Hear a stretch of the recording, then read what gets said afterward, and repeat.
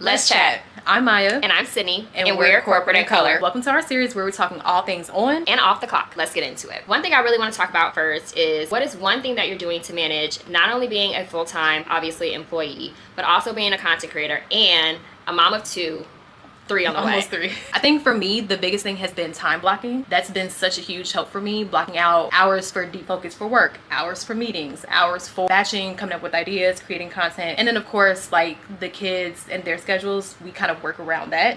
But time blocking has been like chef's kiss for me. For you also work a full-time 9 to 5. You've been promoted, so you have more responsibility in your plate for work. So what is it like managing all of those work responsibilities and creating content and having time for yourself?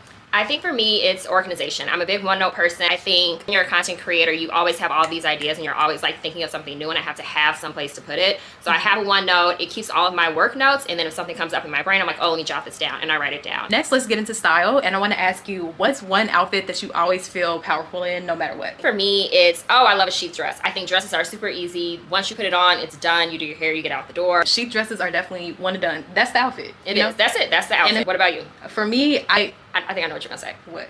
Jeans and a blazer. Yes, yeah. 100%. Yeah, I work in a lot more of a creative space. My office is a lot more laid back. Whenever I wear jeans and a blazer, I feel like that's the perfect combination of professionalism, like looking really polished and elevated. But the jeans are comfortable, they're approachable for the office. So I feel like it's kind of the best of both worlds. Okay, and lastly, my question is, what is one thing that you think you will always make time for? You know what? I'll say reading. Okay. Because once I really get into a book, I will tune out the world. Cozy up with like a nice coffee or a nice little snack. That kind of gives me peace. It gives me an opportunity to kind of slow things down. Everybody knows when I'm reading, the door's closed. Right, the door's closed. When I'm reading, the door's closed. I think one new thing that I did get into is golf. I have a lot of hobbies actually now that I think about it. I have golf. I'm trying to pick back up my calligraphy. I also enjoy to read. I got my scuba diving license last year. So I don't know if it's necessarily one thing that I will always make time for. I think it's just myself. That's the answer. Like any type of way that is like Sydney gets an hour or 30 minutes to do whatever she wants, she will find a way to do it.